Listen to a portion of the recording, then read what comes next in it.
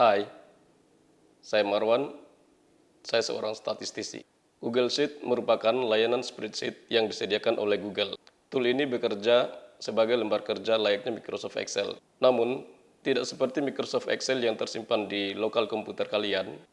Google Sheet tersimpan di cloud sehingga memungkinkan untuk diakses dari mana saja selama kalian terkoneksi dengan internet.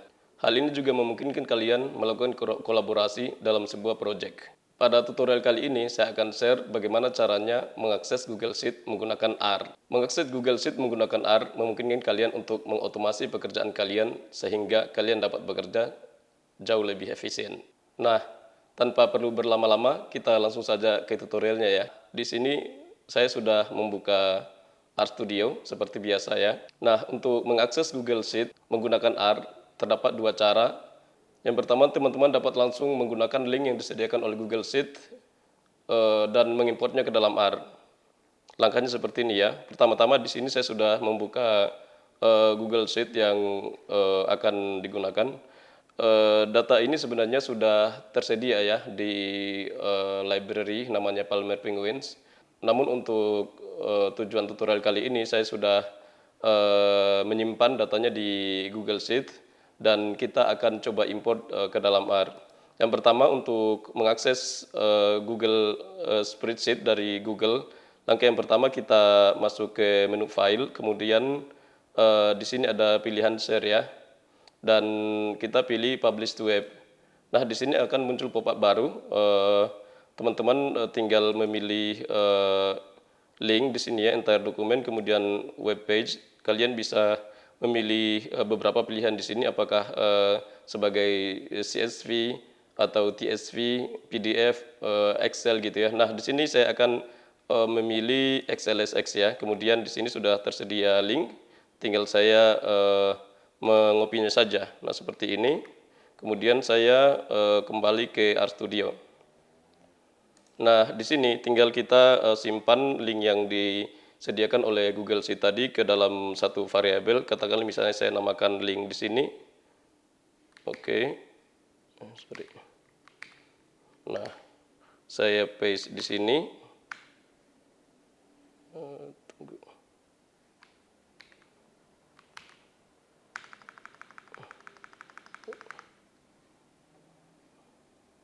Saya ulangi ya, sepertinya tadi ada sedikit kesalahan. Nah, file, kemudian share publish to web, dan saya copy linknya ya. Kemudian saya copy.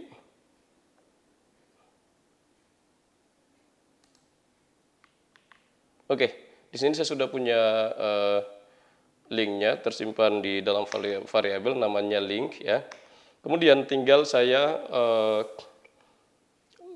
read saja, melakukan import data dari link yang disediakan oleh Google Sheets tadi. Sebenarnya di sini prinsipnya sama saja ketika teman-teman membaca data yang tersimpan di local drive kalian. Namun sebelumnya di sini saya akan coba memanggil library karena tadi saya menggunakan menyimpan linknya sebagai Excel di sini. Saya perlu mengimport library namanya OpenXLSX. Oke. Nah seperti ini. Kemudian saya panggil, ulangi. Oke.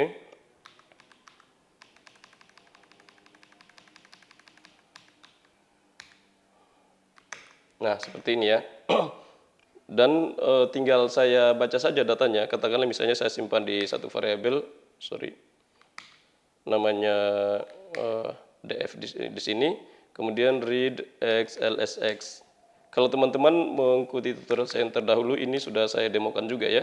Tinggal kita read saja seperti ini. Kita panggil, nanti datanya akan muncul beberapa saat. Di sini sudah muncul ya data frame baru namanya df seperti yang saya namakan tadi di variabelnya. Jadi ini datanya sudah ada.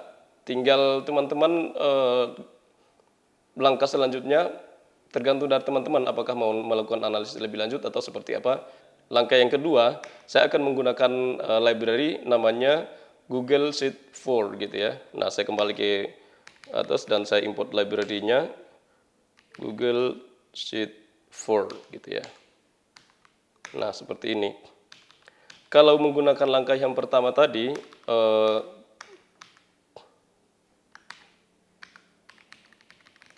saya namakan dulu di sini yang saya berikan komennya. Cara satu, katakanlah seperti itu, menggunakan link yang disediakan oleh Google Sheet. Nah, itu langkah cara yang pertama ya. Tadi ini datanya sudah ada. Dan cara yang kedua, tadi saya sudah jelaskan bahwa menggunakan library namanya Google Sheet 4. Ya. Dua, saya berikan komen lagi, menggunakan library Google Sheet 4 gitu ya. Oke. Nah, di sini prosesnya sedikit lebih berbeda ya dengan cara yang pertama tadi. Kalau cara yang pertama kita bisa langsung saja, namun di sini menggunakan library, tapi di sini teman-teman bisa memberikan fleksibilitas. Maksudnya seperti apa? Ada kalau cara yang pertama teman-teman hanya bisa mengimport datanya saja. Dengan cara yang kedua ini, teman-teman bisa memiliki opsi yang lebih banyak. Misalnya tidak hanya membaca ya, membaca filenya atau mengimport filenya, teman-teman juga bisa melakukan editing tanpa harus misalnya masuk ke Google Sheet-nya, kemudian teman-teman juga bisa menghapus data. Nah, untuk melihat apa saja yang teman-teman bisa lakukan menggunakan Google Sheet ini, misalnya di sini saya buka help-nya ya, help dari library-nya. Misalnya, ini berlaku untuk semua library ya teman-teman ya, ketika teman-teman butuh penjelasan apa saja yang teman-teman bisa lakukan dalam sebuah library, teman-teman tinggal panggil help package kemudian nama package-nya. Misalnya di sini Google Sheets 4 gitu ya. Nah, di sini sudah muncul penjelasannya ya. Di sini ada banyak fungsi yang tersedia di sini. Namun yang akan saya gunakan pertama di sini, katakanlah saya mau mengimport data yang ada di Google Sheet tadi. Di sini saya keluar dulu dari sini. Nah, data ini saya mau menggunakan cara kedua untuk mengimportnya ke dalam R gitu. Nah, namun langkah pertama yang perlu saya lakukan di sini, saya hanya perlu mengcopy link yang ada di sini ya. Copy, kemudian saya paste kembali ke RStudio ya. Misalnya di sini saya namakan SS, seperti itu, kemudian saya paste, oke, kemudian saya panggil lagi. Nah, di sini, misalnya saya mau menyimpannya dalam sebuah data frame ya, seperti halnya di langkah pertama tadi. Misalnya di sini saya namakan df2 untuk data frame 2, kemudian saya assign begini. Kemudian langkah selanjutnya katakanlah read sheet, seperti itu ya. Nah, ini sudah muncul. Kemudian kita ambil link yang tadi kita sudah simpan dalam variabel namanya ss. Saya paste di sini ss gitu ya. Di sini juga argumennya namanya juga ss gitu. Teman-teman bisa juga melakukan seperti ini kemudian paste. Lalu langkah selanjutnya misalnya teman-teman perlu menentukan sheet-nya. Jika di dalam spreadsheet kalian terdapat beberapa sheet, teman-teman perlu menentukan di sini sheet mana yang akan dipanggil. Kalau dalam hal ini saya hanya memiliki satu sheet saja namanya Penguins. Saya bebas saja apakah saya perlu memberikan nama sheet-nya di sini atau tidak, itu akan memberikan hasil yang sama gitu. Katakanlah misalnya di sini saya tetap menamakannya Penguins gitu. Seperti halnya di spreadsheet saya. Oke. Tinggal saya panggil fungsi yang ini. Nah, karena di sini saya baru pertama kali masuk lagi, saya hanya perlu menentukan email yang saya akan gunakan. Nah, karena tadi saya lupa di sini saya belum mengotentifikasi email saya.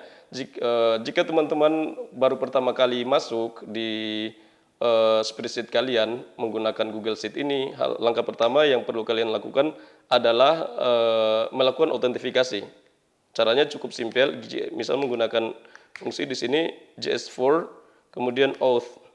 Lalu teman-teman bisa menyediakan email yang kalian punya. Katakan emailnya di sini, saya akan mengcopy email saya.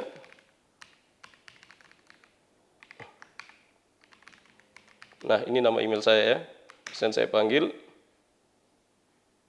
Nah, ini sudah selesai, artinya saya sudah melakukan autentifikasi email saya ke dalam library namanya Google Sheet 4 ini. Lalu saya bisa memanggilnya kembali. Nah, ini sudah terbaca ya. Oke, ini saya sudah punya data frame kedua ya, isinya sama saja dengan data frame pertama dengan menggunakan metode kedua. Nah, di sini teman-teman, misalnya teman-teman dalam sebuah pekerjaan teman-teman ingin mengedit atau menambahkan data baru ke dalam spreadsheet yang kalian punya. Caranya cukup sederhana, misalnya saya akan menambahkan sheet baru ke dalam spreadsheet tadi, misalnya seperti ini. Saya bisa menggunakan sintaks, misalnya write sheet ya. Kemudian data yang akan saya simpan, katakanlah misalnya DF ini saya mau assign kembali ke dalam sheet yang baru ya. Tinggal saya ini aja.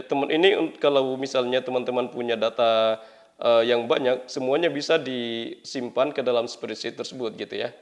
DF2, kemudian langkah selanjutnya saya tinggal perlu menentukan spreadsheet-nya, dalam hal ini SS ya.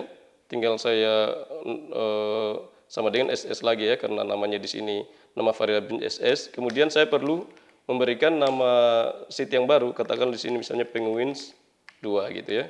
Tinggal saya panggil, tunggu beberapa saat. Nah, di sini sudah muncul statusnya writing to sheet Penguins 2, artinya prosesnya sudah selesai. Saya bisa mengeceknya kembali di sini. Nah, saya sudah punya sheet yang kedua namanya Penguins 2 gitu ya. Bagaimana misalnya teman-teman mau menghapus satu spreadsheet lagi, satu spreadsheet yang sudah tidak digunakan lagi gitu. Caranya cukup simpel gitu ya. Kalau tadi untuk menyimpan namanya write sheet, berikutnya delete sheet, sheet delete. Nah, tinggal kita sertakan lagi linknya SS, kemudian nama sheet yang akan dihapus. Dalam hal ini misalnya Penguins 2 gitu ya. Tinggal saya panggil. Oke, di sini sudah terhapus ya. Nah, di sini tinggal satu sheet aja ya. Sheet Penguins 2 sudah terhapus. Nah, katakanlah misalnya teman-teman mau menambahkan data di sheet yang sudah ada ya. Saya akan kembali menambahkan Penguins 2 untuk mendemokan. Kemudian saya mau mengassign data baru ke dalam Penguins 2 ini gitu ya. Misalnya skenarionya saya akan menambahkan data yang baru ada gitu ya, yang sebenarnya bagian dari sheet kita yang sudah ada gitu ya. Misalnya di sini sheet append gitu ya, append. Artinya saya mau menambahkan data baru ke dalam sheet yang sudah ada. Kemudian saya sertakan kembali linknya namanya SS. Kemudian data yang akan ditambahkan, dalam hal ini misalnya DF2. Kemudian sheet-nya gitu ya. Ini penting untuk memberikan nama sheet-nya ya, agar tidak salah gitu. Karena secara default sintak ini akan membaca sheet yang pertama. Jadi apapun namanya dia akan membaca di sheet yang pertama gitu. Dengan memberikan namanya lebih spesifik memungkinkan teman-teman untuk tidak salah gitu ya, menambahkan data baru ke sheet yang mana. Nah, kita lanjutkan. Katakanlah misalnya data baru ini saya mau nambahkan ke dalam sheet namanya Penguins 2 gitu ya. Saya panggil lagi. Appending 344 rows to Penguins 2. Jadi kalau kita cek di spreadsheet kita, di sini tadi kan sebelumnya kita ambil ini saja ya karena sama aja datanya. Tadi di sini ada 344 baris, setelah menambahkan 344 lagi di sini sudah punya 600 berapa ini? 689 ya, 689 ya benar ya. Artinya kita sudah benar menambahkan data baru gitu. Opsinya tidak terbatas di situ saja, teman-teman bisa mengeksplor package ini, banyak pilihan di situ, silakan coba-coba hasilnya seperti apa. Nah, ini banyak pilihan yang bisa dilakukan. Misalnya apalagi ya, misalnya saya mau rename sheet yang kedua gitu ya, tinggal saya ini aja misalnya sheet underscore rename, kemudian linknya sama, sheetnya yang mana misalnya Penguins 2, kemudian nama yang baru apa, katakanlah misalnya di sini data, misalnya saya namakan new data gitu ya. Seperti itu. Oke, kita cek lagi di Google Sheet-nya. Di sini sudah memiliki nama yang baru di situ. Misalnya muncul pertanyaan, yang mana yang akan teman-teman gunakan? Tergantung dari kebutuhannya. Misalnya jika teman kebutuhannya hanya untuk membaca data yang ada di Google Sheet saja, teman-teman bisa menggunakan metode yang pertama tadi, yaitu mengekspor link yang ada di Google Sheet, kemudian teman-teman tinggal paste di RStudio, kemudian assign dia di variabel yang baru. Namun apabila teman-teman mau melakukan pengennya memiliki opsi yang lebih banyak lagi, teman-teman bisa menggunakan library Google Sheet for ini gitu ya. Misalnya teman-teman mau menambahkan data baru atau mau menghapus atau tergantung dari kebutuhan kalian. Lalu kalau saya misalnya ditanya yang mana yang saya prefer, yaitu tadi pilihannya tergantung dari skenarionya. Misalnya dalam pelaksanaan sebuah proyek ya, kami pada tahun lalu mengerjakan satu proyek besar misalnya gitu ya, dan saya perlu monitoring nih pekerjaan ini, hasil pekerjaan teman-teman di lapangan. Nah, saya tinggal membuat dashboard dari R menggunakan Shiny. Lalu saya menggunakan metode yang pertama tadi karena keperluan saya hanya untuk membaca data saja. Ini ya kelebihan dari metode yang pertama ya. Kalau metode yang kedua, jika misalnya teman-teman mau melink spreadsheet kalian ke dalam sebuah dashboard, itu agak tricky di situ karena setiap kali masuk teman-teman perlu mengautentifikasi gitu ya spreadsheet yang kalian punya. Kan ketika berada dalam sebuah dashboard yang sudah di deploy misalnya, tidak mungkin kan teman-teman harus melakukan autentifikasi setiap kali masuk ke dalam dashboard gitu ya. Maka dalam kasus ini metode yang pertama yang lebih baik.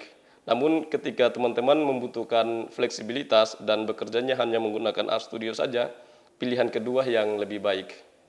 Oke, saya rasa sekian tutorial kali ini. Jika teman-teman memiliki pertanyaan, silakan ketikkan di kolom komentar. Saya akan dengan senang hati akan menjawab pertanyaan teman-teman jika saya bisa gitu ya. Dan apabila teman-teman merasa tutorial ini bermanfaat, jangan lupa subscribe karena setiap tambahan satu subscribe akan memberikan motivasi baru buat saya untuk terus membuat tutorial data analisis menggunakan R atau Python. Terima kasih.